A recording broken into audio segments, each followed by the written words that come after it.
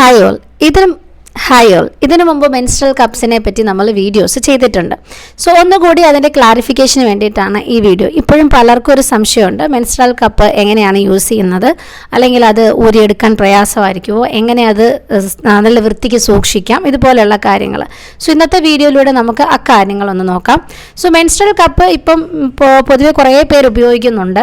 നമുക്ക് അല്ലാതെ പാഡ്സോ അല്ലെങ്കിൽ ബാക്കി കാര്യങ്ങൾ ഉപയോഗിക്കുന്നതിനേക്കാളും ക്ലോത്തൊക്കെ ഉപയോഗിക്കുന്നതിനേക്കാളും ഒക്കെ വളരെ യൂസർ ഫ്രണ്ട്ലി ആയിട്ട് നമുക്കത് ഉപയോഗിക്കാൻ പറ്റും. ഫസ്റ്റ് ഇൻസേർഷൻ എങ്ങനെ നമ്മൾ ചെയ്യേണ്ടതെന്ന് വെച്ചാൽ, അത് ചെയ്യുന്നതിന് മുമ്പ് നമ്മുടെ കൈയൊക്കെ നല്ല രീതിയിൽ വൃത്തിയാക്കുക. അതിനുശേഷം പൊസിഷൻ, ഇതിപ്പോൾ നമുക്ക് ടോയ്ലറ്റ് സീറ്റിൽ ഇരുന്നിട്ടോ അല്ലെങ്കിൽ വളരെ കംഫർട്ടബിൾ ആയിട്ടുള്ള ഏത് പൊസിഷനിൽ വേണമെങ്കിലും നിങ്ങൾക്കത് ഇൻസേർട്ട് ചെയ്യാം. ഇപ്പോൾ ഈ വീഡിയോ നിങ്ങൾ പൂർണ്ണമായിട്ട് ശ്രദ്ധിക്കുക. ഈ വീഡിയോയിൽ ഒരുവിധം അതിൻ്റെ എല്ലാ പൊസിഷൻസും നമ്മുടെ കപ്പ് എങ്ങനെയാണ് ഫോൾഡ് ചെയ്യേണ്ടത് എന്നൊക്കെ കാണിക്കുന്നുണ്ട്.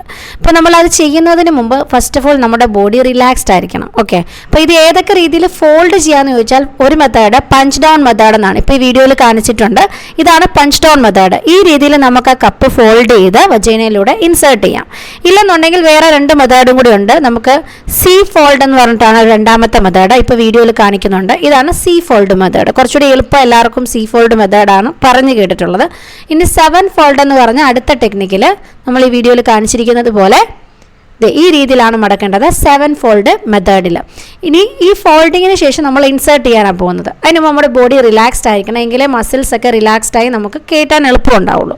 അപ്പം ഇത് നമ്മൾ നമ്മുടെ ഫിംഗേഴ്സ് ഉപയോഗിച്ച് വജൈനയിലൂടെ ഇൻസേർട്ട് ചെയ്യുകയാണ് ചെയ്യുന്നത്.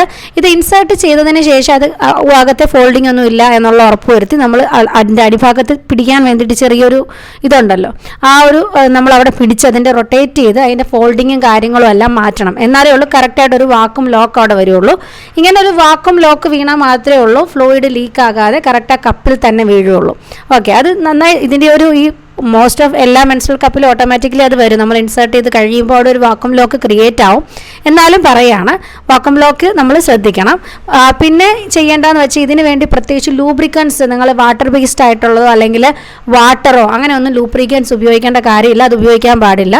ഇനി ഉപയോഗിച്ചാൽ തന്നെയും അല്ലാത്ത വാട്ടർ ബേസ്ഡ് അല്ലാത്ത അധികം കട്ടിയൊന്നും ഇല്ലാത്ത ലൂബ്രിക്കൻസ് നിങ്ങൾക്ക് ഉപയോഗിക്കാം, അത്ര അനിവാര്യമെങ്കിൽ. അപ്പം ഇത് വാക്വം സീൽ ആകുന്നത് കൊണ്ട് എത്ര ഹെവി ഫ്ലോ ഉണ്ടെങ്കിലും പിന്നീട് ലീക്കേജ് വരത്തില്ല. അതുകൊണ്ട് തന്നെ സ്റ്റെറിലൈസേഷൻ എല്ലാ കാര്യങ്ങളും അവിടെ നമുക്ക് വൃത്തിക്ക് സൂക്ഷിക്കാനും പറ്റും, സ്മെല്ല് വരത്തില്ല, എല്ലാം കൊണ്ടും നമുക്ക് ഹൈജീനിക്കായിട്ട് സംരക്ഷിക്കാൻ പറ്റും. നമ്മൾ അല്ലാതെ ഉപയോഗിക്കുന്ന ഇപ്പോൾ പാഡാണെങ്കിലും അല്ലെങ്കിൽ അല്ലാത്ത ഏതിനകത്ത് വരുന്നതിനേക്കാളും കൂടുതൽ നമുക്ക് മെൻസ്ട്രൽ ബ്ലഡ് കീപ്പ് ചെയ്യാൻ അല്ലെങ്കിൽ സ്റ്റോർ ചെയ്യാൻ മെൻസ്ട്രൽ കപ്പ് കൊണ്ട് സാധിക്കും. ഇപ്പോൾ ടാമ്പനും ഈ മെൻസ്ട്രൽ കപ്പും തമ്മിലുള്ള കമ്പാരിസൺ നിങ്ങൾക്ക് നോക്കിയാൽ കാണാം എത്ര ഡിഫറൻസ് ഉണ്ട്. നമുക്ക് എത്ര വട്ടം ഒരു ദിവസം പാഡ് ചേഞ്ച് ചെയ്യേണ്ട വരും, അത്രയൊന്നുമില്ല. മെൻസ്ട്രൽ കപ്പിൽ നമുക്ക് നല്ല രീതിയിൽ നല്ലൊരു എമൗണ്ട് സ്റ്റോർ ചെയ്യാൻ പറ്റും. പിന്നെ കുറച്ചുകൂടെ നമുക്ക് ആ ഒരു പീരിയഡ് ഫീലിങ്ങോ കാര്യങ്ങളോ തടസ്സങ്ങളോ ഇല്ലാതെ ഡെയിലി റുട്ടീൻസ് ചെയ്യാൻ പറ്റും, കംഫർട്ടബിൾ ആയിരിക്കും. ഇനി ഇതെങ്ങനെ റിമൂവ് ചെയ്യുന്നു എന്നുള്ളതാണ് പലർക്കും സംശയം.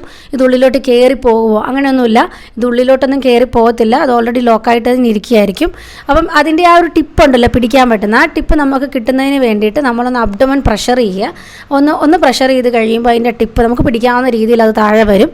അതിനുശേഷം ആ ടിപ്പയിൽ പിടിച്ച് നമ്മൾ എടുക്കുക ചെയ്യുന്നത്. ചെറിയ രീതിയിൽ റൊട്ടേറ്റ് ചെയ്ത് നമ്മൾ സൈഡ് വൈസ് മൂവ്മെൻറ്റ് കൊടുത്ത് റിമൂവ് ചെയ്താൽ ഇതിങ്ങ് പോന്നോളും. അപ്പം അങ്ങനെയാണ് നമ്മൾ ഈ നമ്മുടെ മെൻസ്ട്രൽ കപ്പ് റിമൂവ് ചെയ്യേണ്ടത്. റിമൂവ് ചെയ്തതിന് ശേഷം ബ്ലഡ് നമുക്ക് ടോയ്ലറ്റിൽ തന്നെ നമുക്ക് ക്ലോസറ്റിലോട്ട് തന്നെ ഉപയോഗിച്ച് നമുക്കത് ഡിസ്പോസ് ചെയ്യാം. പിന്നെ അത് കഴിഞ്ഞ് ഇത് നല്ല രീതിയിൽ സ്റ്റെറിലൈസ് ചെയ്ത് വെക്കുക. കാരണം പിന്നീട് നമുക്ക് യൂസ് ചെയ്യേണ്ടതല്ലേ, റീയൂസ് ചെയ്യുന്നതാണല്ലോ.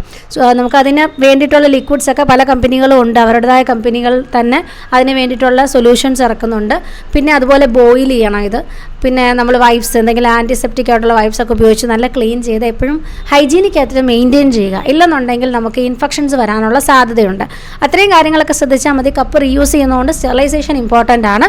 അത് സൂക്ഷിച്ച് കഴിഞ്ഞാൽ വേറെ പ്രശ്നങ്ങളൊന്നുമില്ല. സോ വേറെ സൈഡ് ഇഫക്റ്റോ കാര്യങ്ങളോ ഒന്നുമില്ല, കുറച്ചുകൂടെ ഫ്രണ്ട്ലി ആയിട്ടുള്ളതാണ്. കാര്യം നിങ്ങൾക്ക് ക്ലിയർ ആയെന്ന് വിചാരിക്കുന്നു. സോ നെക്സ്റ്റ് നമുക്ക് ഇതിനെപ്പറ്റി കൂടുതൽ എന്തെങ്കിലും സംശയം ഉണ്ടെങ്കിൽ അറിയിക്കുക, അതനുസരിച്ച് നമുക്ക് വീഡിയോസ് അപ്ലോഡ് ചെയ്യാം.